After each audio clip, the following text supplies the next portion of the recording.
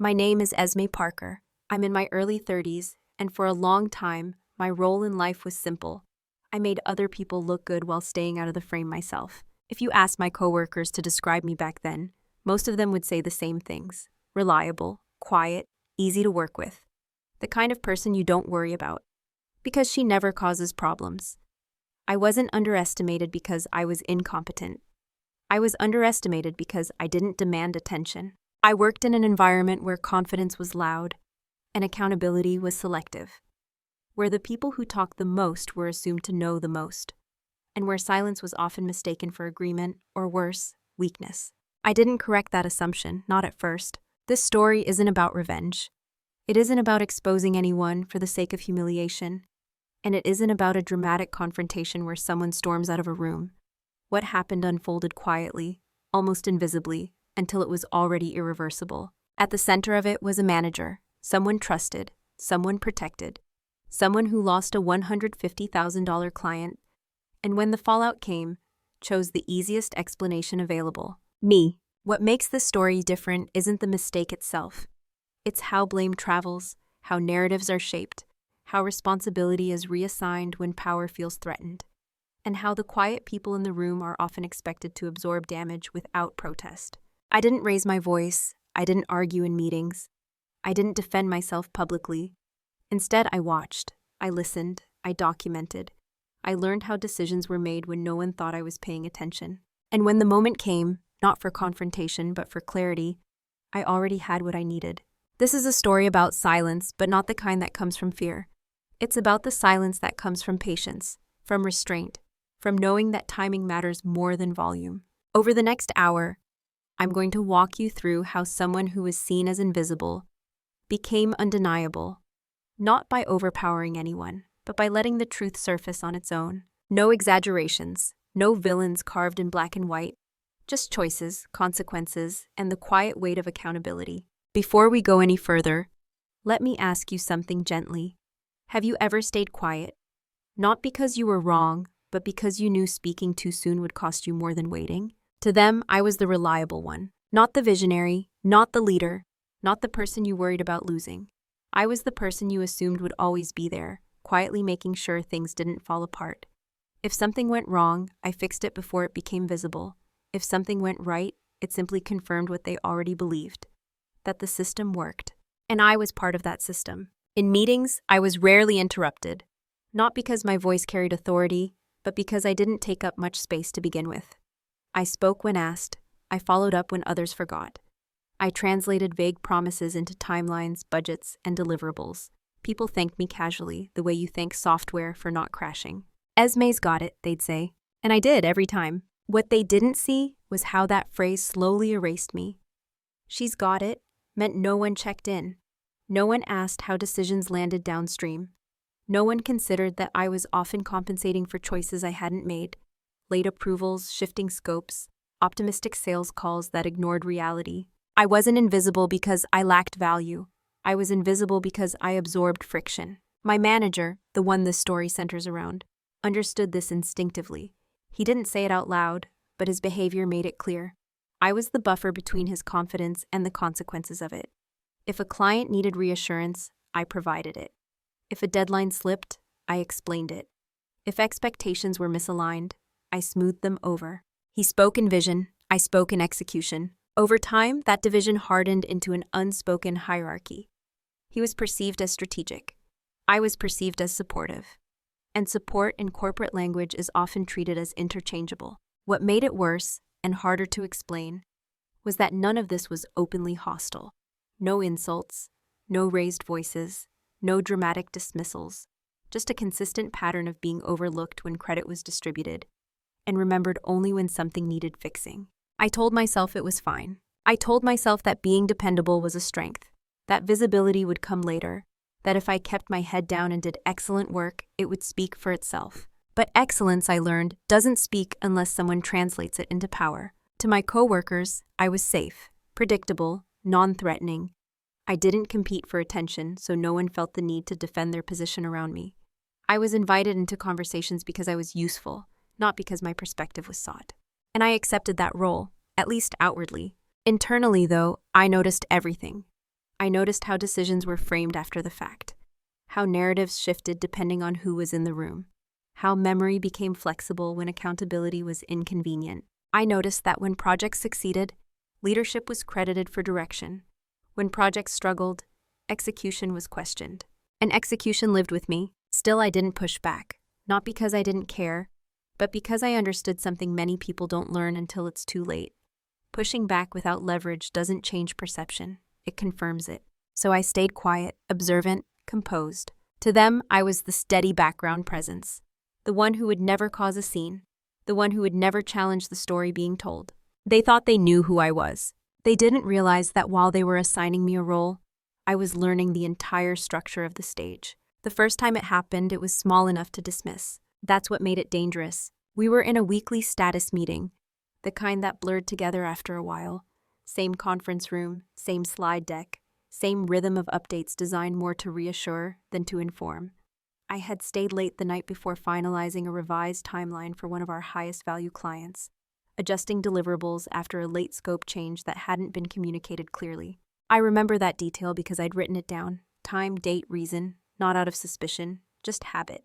When my manager walked the team through the update, he spoke confidently about how we had anticipated the client's concerns and proactively adjusted expectations.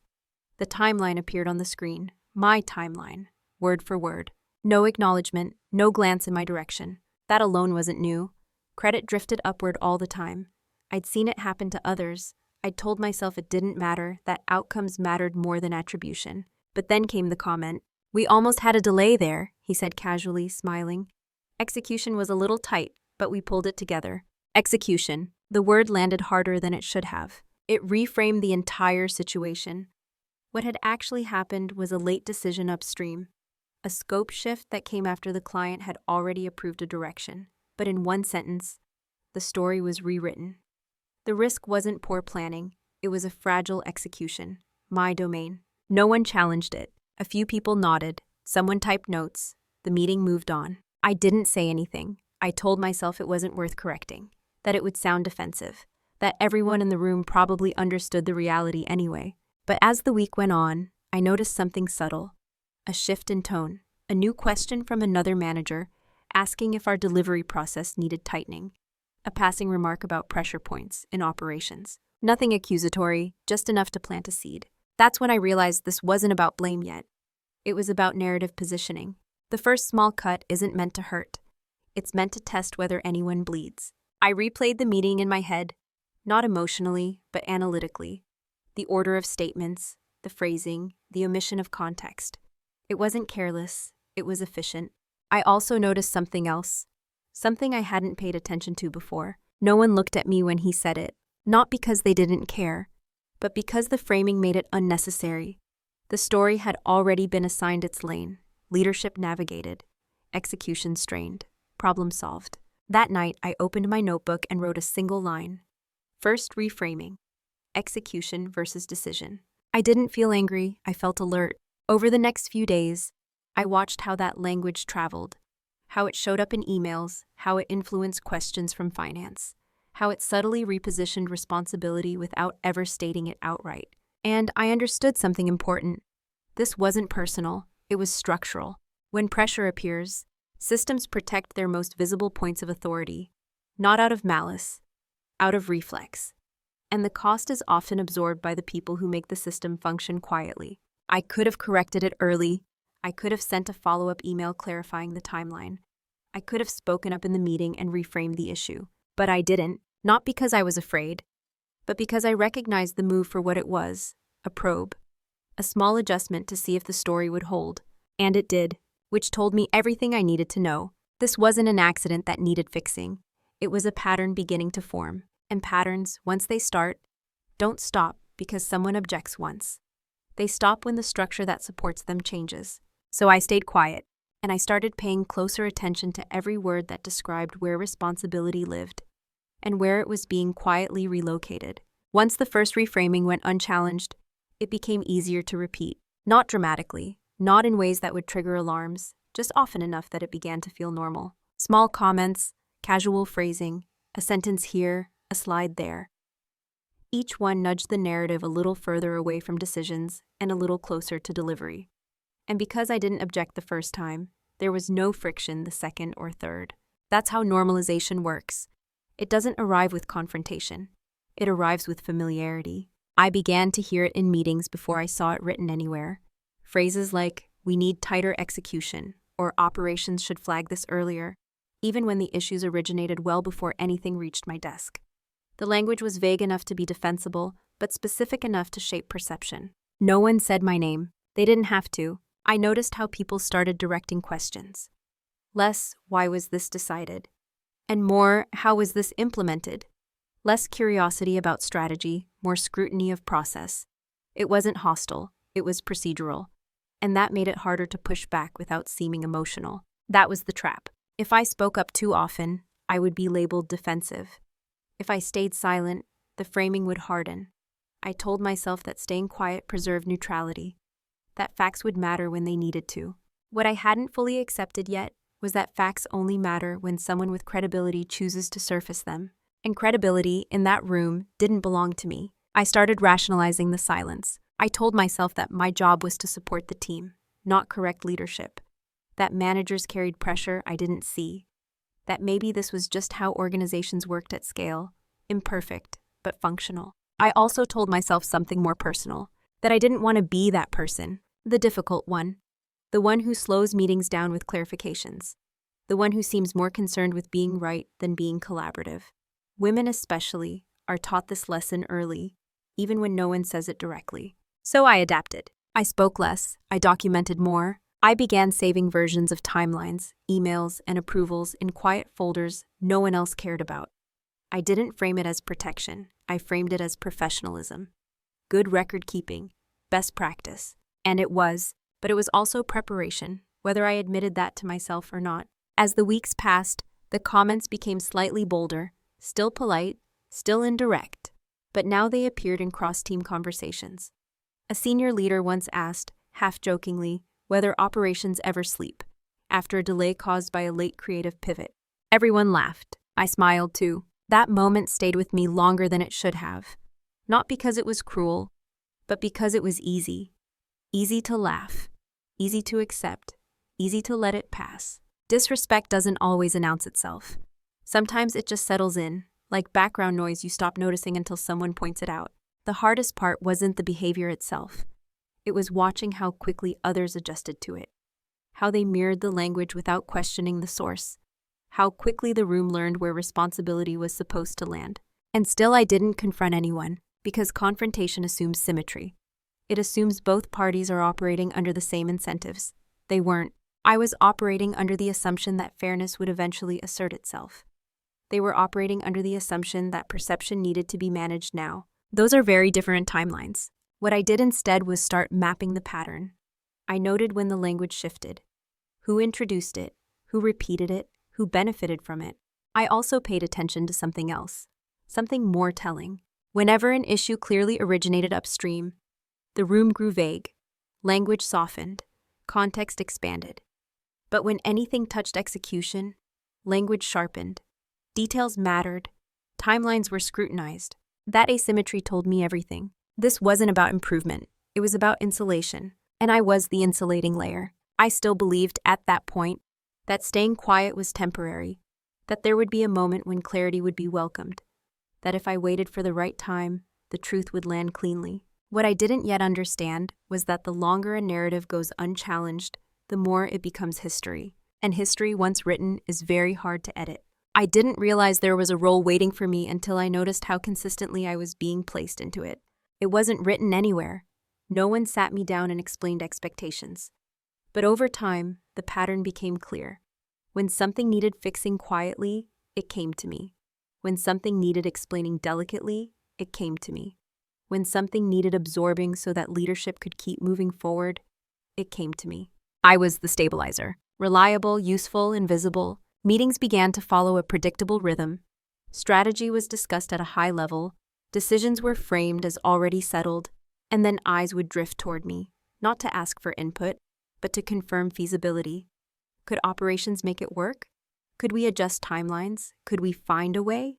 And every time I said yes, The role tightened around me. I wasn't being asked to shape outcomes. I was being asked to contain consequences.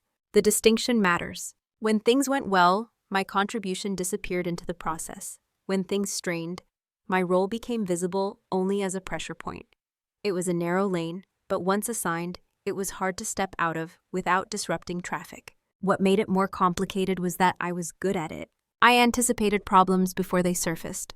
I translated ambiguity into structure. I protected clients from internal chaos without ever revealing where it came from. From the outside, the system looked calm. From the inside, I was holding it together. My manager leaned into this more than anyone else. He began introducing me in rooms I didn't usually enter as the one who keeps us honest on timelines, or the glue that holds execution together. Compliments, technically, but they framed my value in a very specific way. Not as judgment or insight or leadership, but as containment. Glue doesn't get credit for the design, it just keeps things from falling apart. At first, I accepted that framing. I told myself that being indispensable was a form of security, that as long as I was needed, I was safe. But safety that depends on silence is fragile. I noticed how my responsibilities expanded without formal recognition. More accounts, more coordination, more last-minute fixes, but no change in title, no seat at earlier decision points, no inclusion when risks were being calculated. I was trusted with consequences, not with choices. That was the role, and roles, once established, come with expectations. People stopped checking in on my workload, stopped asking whether timelines were realistic before committing to them, stopped considering how much I was absorbing behind the scenes. Because the role I'd been assigned wasn't partner, it was fail-safe. The most unsettling part was realizing how much I had participated in this assignment. Every time I smoothed something over without flagging its source, I reinforced the idea that I could handle it. Every time I solved a problem quietly, I made it easier for the pattern to continue. I wasn't being exploited by force, I was being used by habit. That's harder to confront. There was also an unspoken expectation attached to the role, loyalty. Not to truth, but to stability. To protect the image of leadership. To keep discomfort contained. I was expected to carry weight without shifting balance. Once I saw that clearly, I understood something else. As long as I stayed in this role, I would always be the most convenient place to redirect blame. Not because I deserved it, but because the structure made it efficient. If something broke, the failsafe failed. That realization didn't make me angry, it made me precise. Because once you understand the role you've been assigned, you can decide whether to continue playing it, or whether to quietly step out of it without announcing your exit. I didn't change anything yet, but I stopped assuming the role was permanent. And that changed how I listened to every request that followed. The shift didn't happen during a meeting. There was no argument, no raised voices, no moment that anyone else would remember as significant. That's how I know it was real. It happened on a Tuesday afternoon, long after most people had left the office. The building was quiet in the way it only gets when urgency has burned itself out and left exhaustion behind. I was sitting at my desk, reviewing a contract addendum for a client we'd been trying to retain for months. The one that would later be called the $150,000 client, as if a dollar amount could explain what happened. The request itself was simple on paper. Adjust scope, reconfirm delivery dates, get a quick sign-off so sales can reassure the client before the end of the week. But something felt off. I read the email chain slowly, line by line. Not for meaning, I already understood the ask, but for sequence. Who requested what? When approvals were given, where assumptions had quietly replaced confirmations. And there it was. A decision had been made 3 weeks earlier in a meeting I hadn't been invited to. A decision that directly affected delivery, cost, and expectations. It had been framed as tentative in conversation, but treated as final in practice. No written confirmation, no client alignment, just momentum. I had been handed the aftermath. Again. Normally, I would have adjusted the timeline, flagged risks gently, and found a way to make it work. I had done that dozens of times before. That instinct was almost automatic. But this time, I didn't move. I leaned back in my chair and let the silence sit. For the first time, I didn't ask myself how to fix it. I asked myself something else. Why am I always meeting consequences instead of choices? The question landed differently than I expected. It wasn't emotional, it was clarifying. I opened my notebook and began writing, not notes for a meeting, but a simple map. Decisions on one side, impacts on the other, names, dates, gaps. The pattern was unmistakable. This client wasn't at risk because of execution. They were at risk because expectations had been sold before reality was consulted. And when reality inevitably pushed back, it landed on my desk. I felt a strange sense of calm. Not relief, not anger, just clarity. That was the moment something shifted. Not in my behavior, but in my allegiance. Up until then, I had been loyal to stability, to keep things moving, to protect the appearance of cohesion. In that quiet office, I realized that loyalty had never been reciprocal. I wasn't being protected. I was being positioned. And if this account fell apart, which it was clearly on track to do, the narrative was already waiting: tight timelines, operational strain, execution challenges. I could see the future version of the meeting in my head. The sympathetic nods, the softened language around leadership decisions, the sharper focus on delivery. I also realized something else, just as important. I had proof. Not proof in the dramatic sense. No single email that would expose everything, but a chain, a sequence, a documented trail that told a coherent story, if someone chose to read it honestly. Up until that day, I hadn't thought of my documentation as leverage. I thought of it as diligence, professionalism, habit. That afternoon, I understood the difference. Leverage isn't the power you use. It's power you don't need to announce. I didn't do anything immediately. I didn't escalate. I didn't warn anyone. I didn't change my tone in emails or meetings.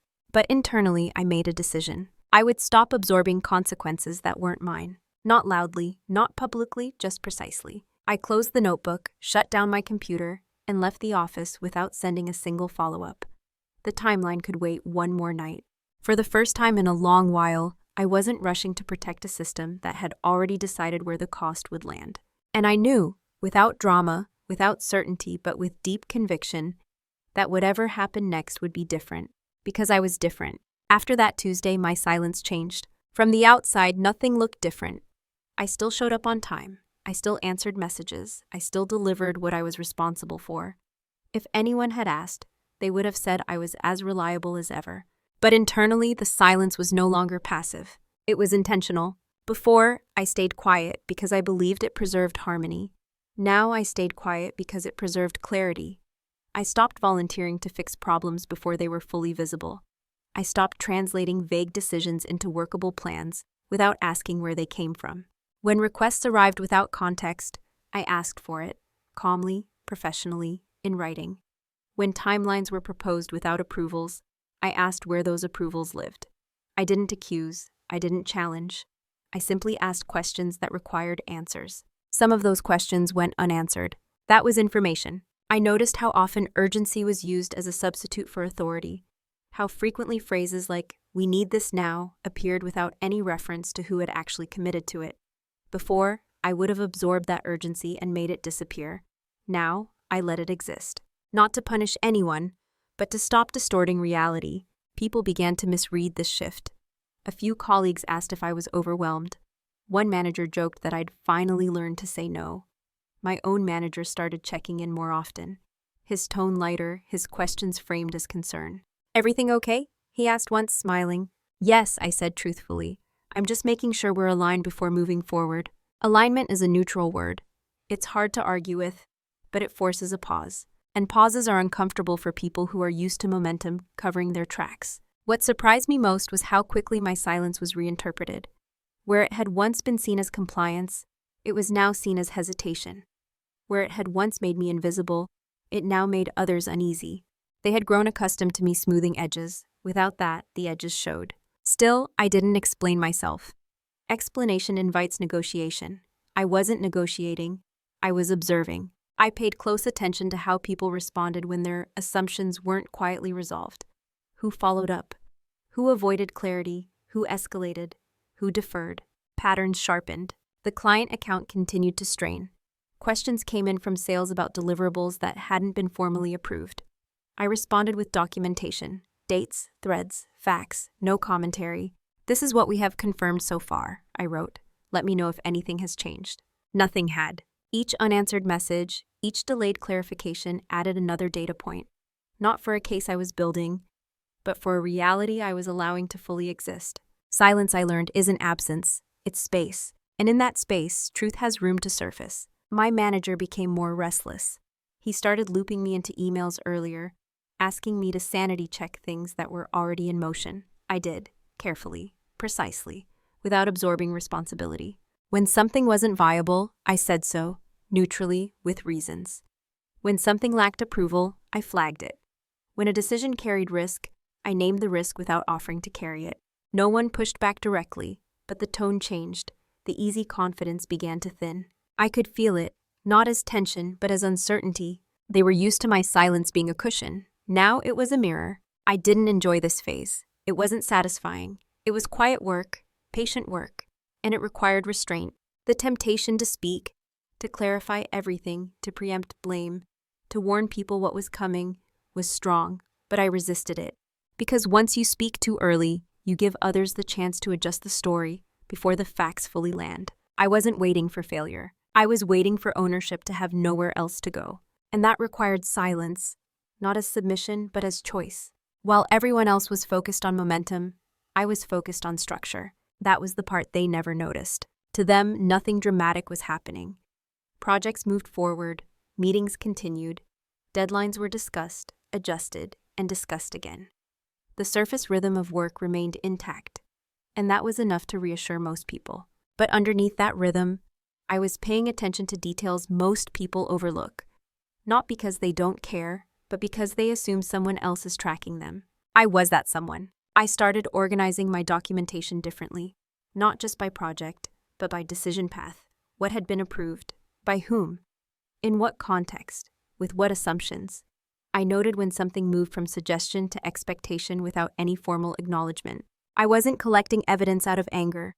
I was collecting it for accuracy. Accuracy has a way of becoming inconvenient. I also began studying contracts more closely, not just the clauses I needed for my role, but the ones that defined responsibility, escalation paths, approval authority, risk ownership, the language that determines who carries the cost when things go wrong. Most people skim those sections. I didn't. I learned how ambiguity protects power, how we is used when accountability is shared, and how titles suddenly matter when it's time to assign fault.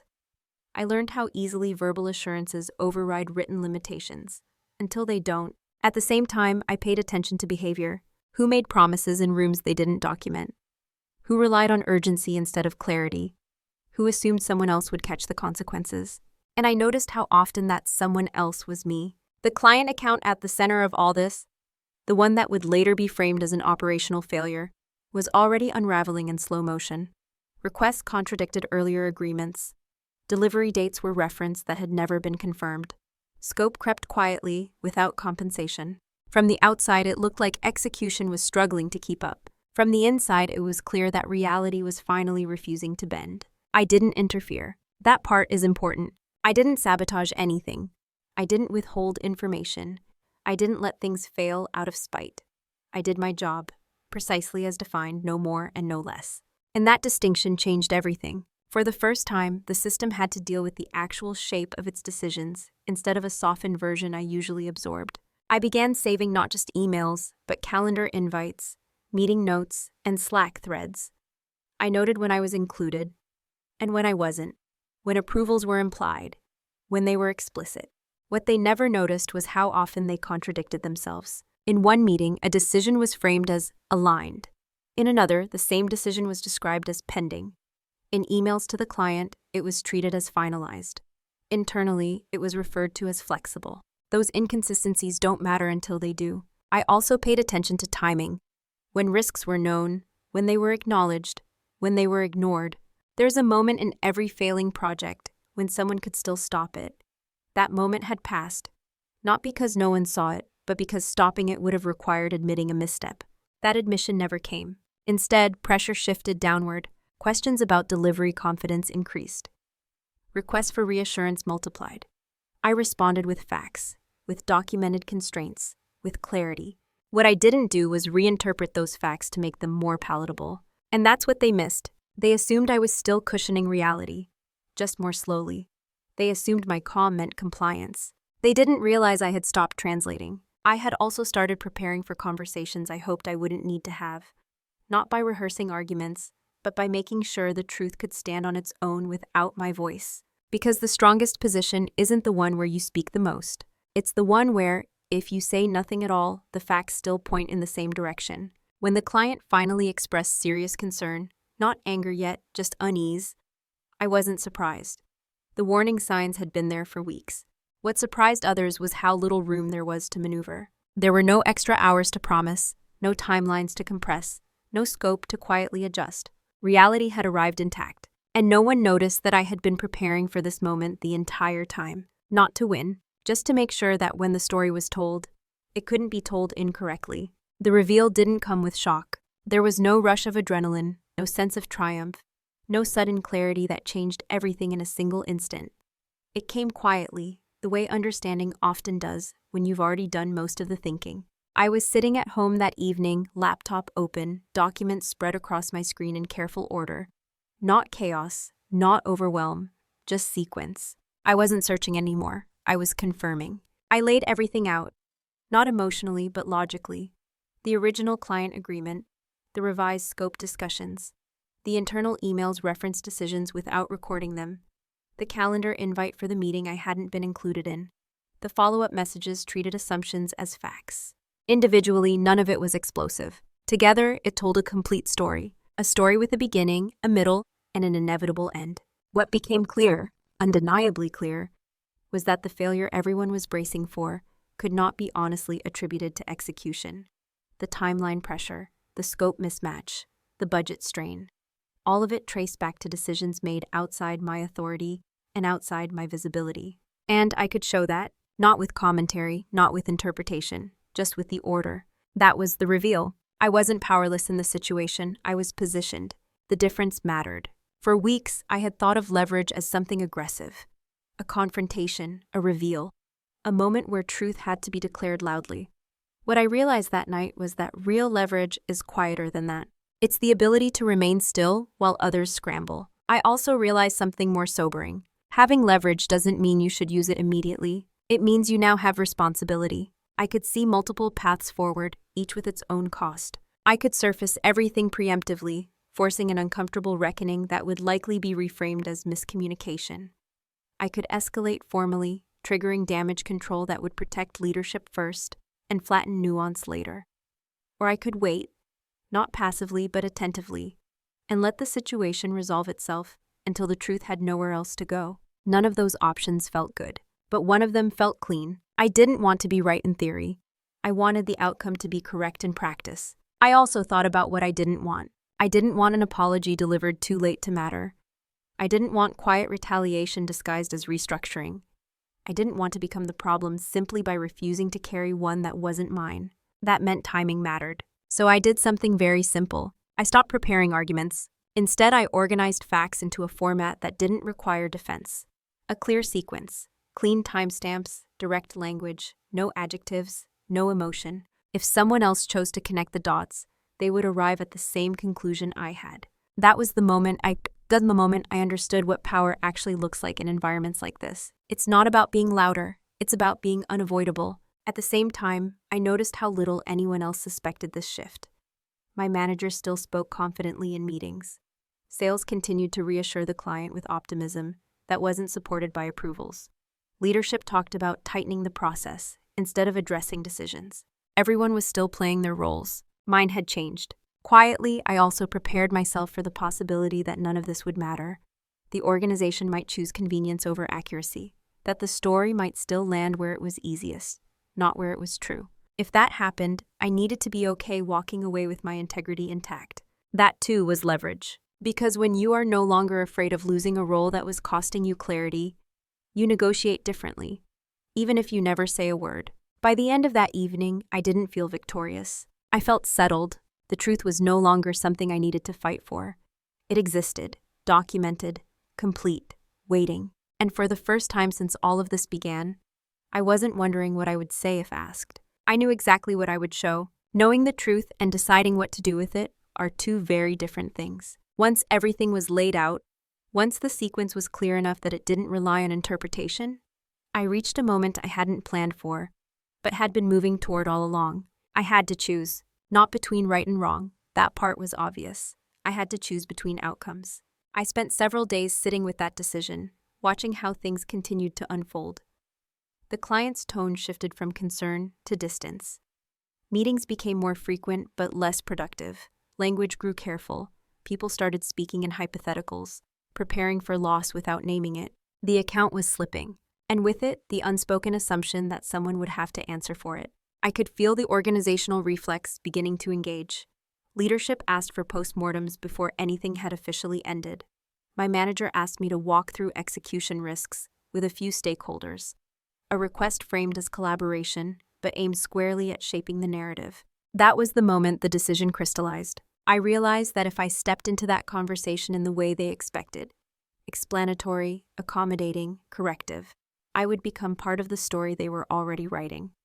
Even if I spoke the truth, it would be filtered through urgency and self-preservation. So I chose a different path. I declined the meeting, not dramatically, not defensively.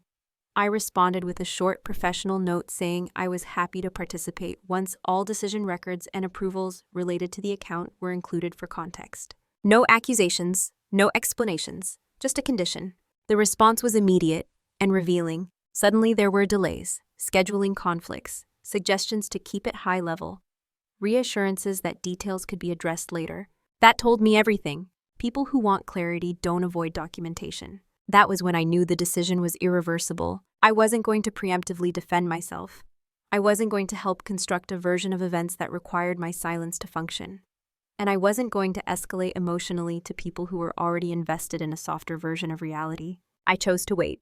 But waiting doesn't mean doing nothing. I formally documented my scope of responsibility.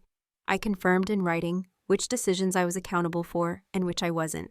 I aligned with HR on process, not outcome, making sure I understood my options without signaling intent. I also updated my resume, not as an escape plan, as a boundary. Knowing I could leave made it easier to stay still. The client finally paused the account. Not a full termination yet, but close enough that the financial impact was unavoidable. The number, $150,000, began circulating quietly, not in meetings, but in tone, in urgency, in looks exchanged when my name came up. And it did come up. I was asked indirectly at first to help explain what went wrong, to provide context, to be constructive. That was the last fork in the road. I could speak now, early enough that the story could still be adjusted, or I could allow the organization to reach the point where denial was no longer sustainable. I chose the latter, because the truth doesn't need urgency, only access. The decision wasn't about punishment. It wasn't even about fairness. It was about refusing to participate in my own misrepresentation. Once I made that choice, everything else became simple. Not easy, simple. After the decision, everything I did became quieter, but more deliberate. There were no announcements, no shifts in demeanor that anyone could point to. I didn't distance myself from the team, and I didn't signal withdrawal. On the surface, I was still present, still responsive, still doing my job.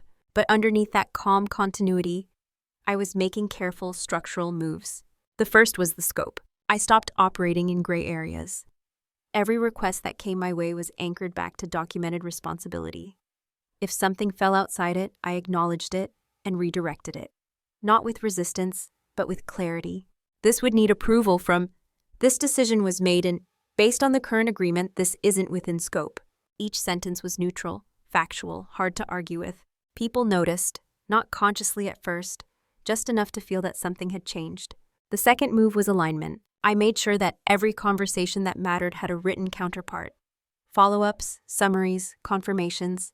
I didn't frame them as protection. I framed them as a shared understanding. Just to recap what we discussed. Confirming next steps based on today's call.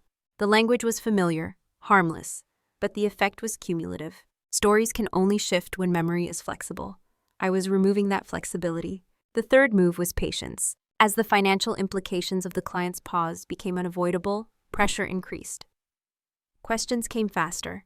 People reached out more often, sometimes with urgency that bordered on panic. I didn't mirror that urgency. I responded promptly, but not reactively. I answered what I could answer and documented what I couldn't. I didn't fill the silence with reassurance. I didn't offer speculative fixes. Speculation is how responsibility gets blurred. Behind the scenes, leadership began to prepare for fallout. I wasn't in those conversations, but I could feel their presence. The way requests were framed, the way certain phrases started appearing in emails. Lessons learned, process gaps, execution review. The language was circling me without naming me. Still, no one confronted me directly, and I didn't volunteer myself. I also took one more step, one that felt subtle but mattered deeply. I met with HR, not to file a complaint, not to accuse anyone. I asked about the procedure, about how postmortems were conducted, about how accountability was typically assessed when large accounts were lost. I framed it as curiosity. They answered carefully. That conversation gave me something invaluable, not leverage, but context. I understood how narratives were formalized, where documentation mattered, when input was requested, and when it wasn't. I adjusted accordingly. As days passed, the tension became harder to ignore. My manager's confidence thinned.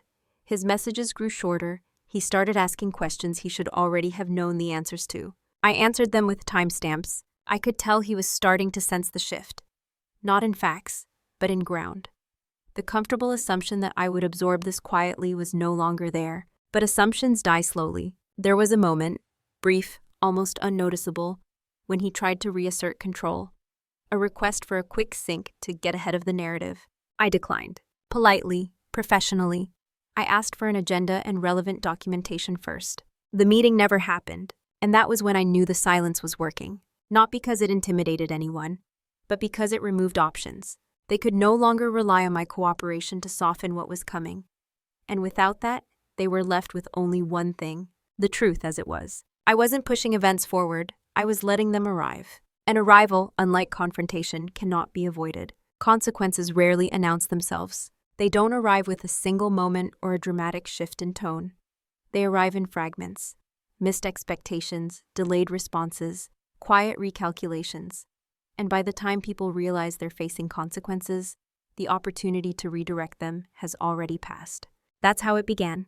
The client officially reduced their engagement first, not a termination, just a temporary pause framed as strategic reconsideration. But everyone understood what it meant. Revenue forecasts adjusted. Conversations recalibrated. The number stopped being theoretical. $150,000 had weight now. Leadership called for a review. Not a postmortem yet. Something softer. An alignment session. My manager was suddenly very present in my calendar. Questions that had gone unasked for months were now urgent. What had been approved? When were changes communicated? Why hadn't risks been escalated sooner? Each question assumed a premise I hadn't agreed to, so I answered carefully. I provided what I was responsible for. I referenced what I wasn't. I pointed to dates, to threads, to meeting notes. I didn't editorialize. And that's when the discomfort began to spread. People started realizing that the story they'd been circling couldn't land cleanly. Every attempt to frame the issue as operational ran into something immovable. A documented decision, a missing approval, a timeline that contradicted the narrative. It was like watching water find cracks. My manager grew more defensive. Not outwardly, but in subtle ways. He began qualifying his statements, adding context after the fact, reframing certainty as collaboration. I think we all agreed. If I remember correctly, the understanding at the time was memory became flexible. Documentation did not. There was a moment, brief but telling, when a senior leader asked a question directly to the room. Who signed off on this change? The silence that followed was heavy, not because no one knew the answer, because the answer didn't help anyone. That was when the temperature shifted. The review session ended without conclusions, no blame assigned, no clarity offered. Just a vague commitment to continue discussions. But something had changed. People stopped looking at me as the default explanation. Not because I had defended myself, but because the evidence refused to cooperate with the assumption. The consequences continued quietly. My manager was asked to provide additional documentation. Sales was asked to clarify commitments. Leadership scheduled follow-ups that included people who hadn't been there before. The circle widened, and with it, the pressure is redistributed. I noticed how quickly the tone shifted once it became clear that the narrative couldn't be simplified. Emails grew more formal, language became cautious. Assumptions were replaced with questions. That alone told me how much had previously been taken for granted. I also noticed something else, something human. My manager stopped making eye contact in meetings. Not out of guilt, out of uncertainty. He had built his confidence on momentum and persuasion. Now he was facing a structure that didn't bend to either. And still, no one apologized. That wasn't the point. The point was that the consequences were no longer abstract. They were operational. They required decisions. And those decisions now had to be made in daylight. I remained calm throughout all of it, not because I felt detached, but because I had already done the hardest part. I had stopped trying to control the outcome. Once consequences begin, they follow their own logic. All you can do is make sure you're not standing in the wrong place when they pass through. By the end of that week, it was clear to everyone that the account hadn't been lost because of a single failure. It had been lost because of accumulated choices that no one wanted to own individually. And that left only one question. Who would own them now? There's a moment in every unraveling when urgency turns into panic. It doesn't look dramatic, it looks busy. Calendars fill, messages multiply, people start saying things like, "We just need to get aligned and let's reset expectations," as if language alone can reverse time. That's where we were now. Too late to fix it, but not too late to feel it. The client formally ended the engagement early the following week. The email was brief, polite, careful.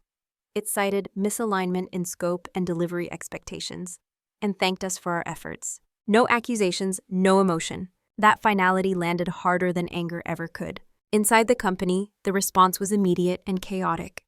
Emergency meetings, Slack threads that stretched for pages. Leadership suddenly wanted clarity that should have existed months earlier. What changed wasn't the facts. What changed was the stakes. I was pulled into a larger review meeting, this time with senior leadership present. The tone was controlled, but the tension was unmistakable. This wasn't about learning anymore. It was about containment. My manager spoke first. He framed the loss as a breakdown in execution, under evolving client demands. He emphasized pace, pressure, complexity. He used "we" generously when discussing decisions, and operations specifically when discussing outcomes. I listened. When it was my turn to speak, I didn't counter his framing directly. I didn't argue. I didn't correct him in real time. I answered the questions that were asked. When asked about timelines, I referenced approvals. When asked about scope, I referenced contracts. When asked about escalation, I referenced dates and threads. Each answer was factual, narrow, verifiable. I could feel the room recalibrating. Someone asked why certain risks hadn't been surfaced earlier. I explained when they were surfaced and to whom. I didn't assign intent. I didn't speculate. I simply stated the sequence. That's when the panic became visible. My manager interrupted me once, gently but unnecessarily, to add context. I let him. Then I continued, calmly returning to the record. The interruption wasn't for clarity, it was for control. And control was slipping. The meeting ended without resolution, again. But this time, the energy was different. The questions didn't stop when the call ended. They followed people into side conversations, to follow-up requests, into late-night emails asking for one more detail. The organization was scrambling not to understand what happened, but to explain it. An explanation requires cooperation. I stopped cooperating with distortion, not by refusing to speak, but by refusing to soften. That was when my manager reached out privately. He wanted to sync, to clear the air, to make sure we were aligned. I knew what that meant. It was an attempt to negotiate the story. I declined again, politely, and suggested we include leadership if there were outstanding questions about the account. He didn't respond. After that, things moved quickly. Leadership began reassigning accounts. Responsibilities shifted. A review process was formalized, suddenly, urgently, as if structure could retroactively fix what had already broken. And then came the quiet signals. My manager was no longer invited to certain meetings. Decisions he used to make unilaterally were now routed elsewhere. His authority wasn't removed, just redistributed. That's how organizations signal regret without admitting it. No one said, "We were wrong," but they stopped behaving as if he were unquestionably right. For me, the strangest part was the calm. I wasn't celebrating. I wasn't vindicated in any emotional sense. I felt steady, because by the time panic arrives, the outcome is already decided. Panic is just the body's way of catching up to reality, and reality had arrived. Too late to fix the account. Too late to shift responsibility cleanly. Too late to rewrite the sequence of events. All that was left now was to face what remained, without illusions.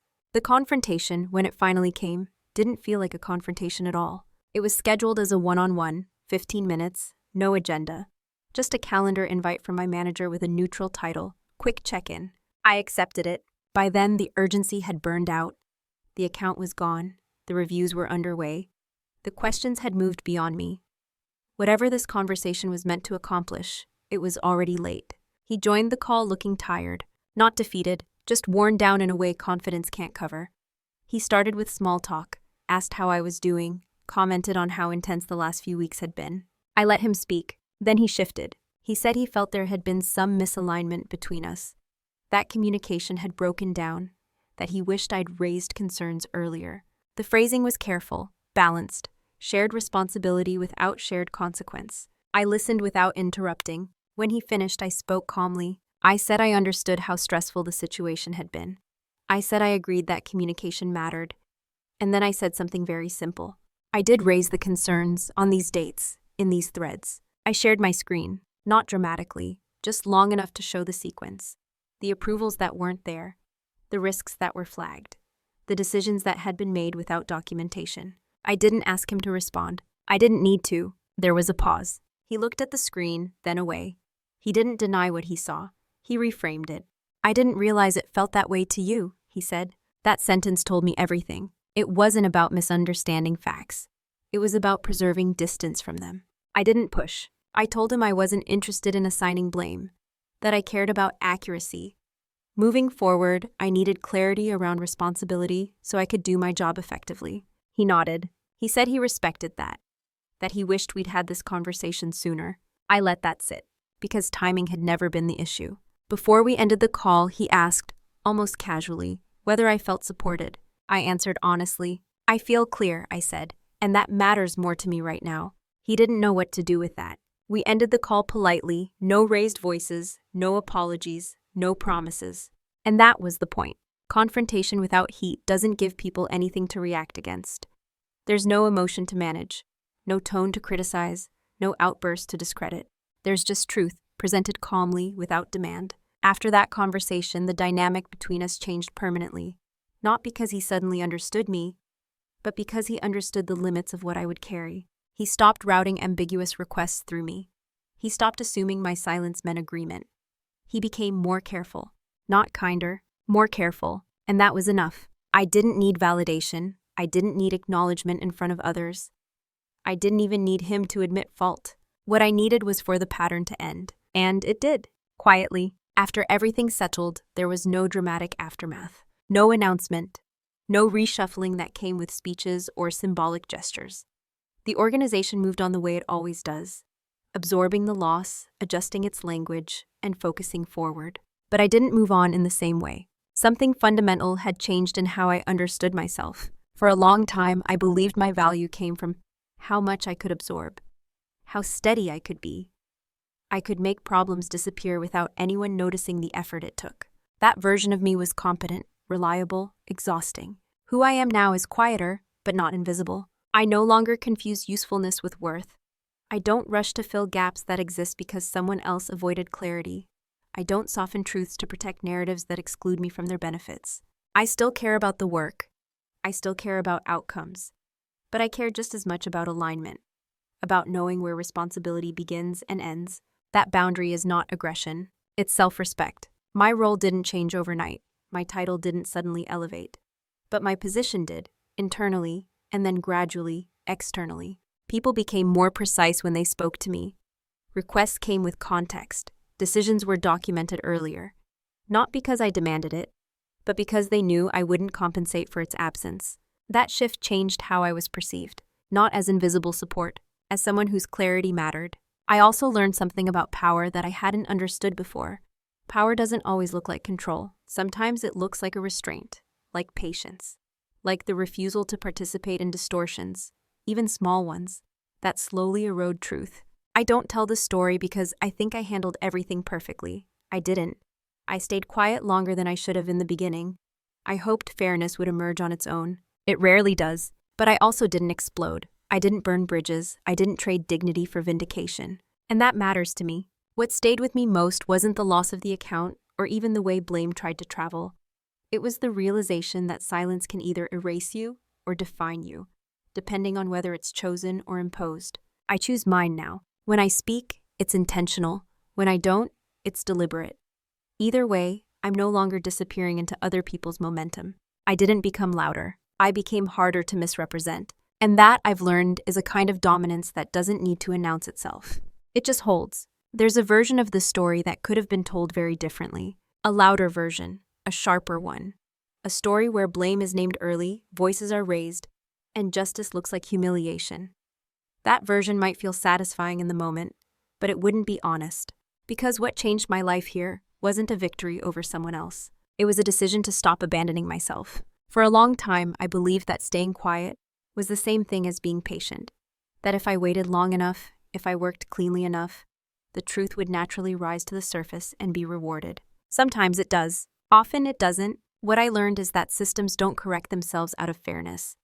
They correct themselves when reality becomes too heavy to carry any other way. And reality doesn't need anger to arrive. It needs clarity. This wasn't about my manager being a villain. He wasn't. He was operating inside incentives that rewarded confidence, speed, and plausible narratives. The system made it easy to shift weight downward and call it teamwork. I participated in that longer than I should have. That part matters too. Quiet dominance isn't about outsmarting people. It's about refusing to distort the truth, even when distortion is rewarded. It's about choosing precision over performance, boundaries over burnout, and it's about timing. If I had spoken earlier, I would have been dismissed as emotional. If I had waited longer, I would have been absorbed by the story they needed. Waiting didn't make me passive. It made me position. I didn't take revenge. I didn't demand apologies. I didn't expose anyone publicly. I let the truth exist in its complete form and stepped out of the way. That's not a weakness. That's trust in reality. If there's one takeaway I hope stays with you, it's this. Being calm doesn't mean being available for damage. Being reliable doesn't mean being replaceable. And being quiet doesn't mean you have nothing to say. Sometimes it means you're waiting for the moment when words aren't necessary. And if you've ever been in a position where you were expected to absorb consequences for decisions you didn't make, if you've ever stayed quiet because speaking felt risky, I want you to know this. Clarity is not confrontation. Documentation is not betrayal. Boundaries are not hostile. They are self-respecting, expressed slowly. So I'll leave you with one question, and I'd genuinely like to hear your answer in the comments. Have you ever stayed silent long enough that the truth eventually spoke for you? Or are you still carrying something that was never yours to hold?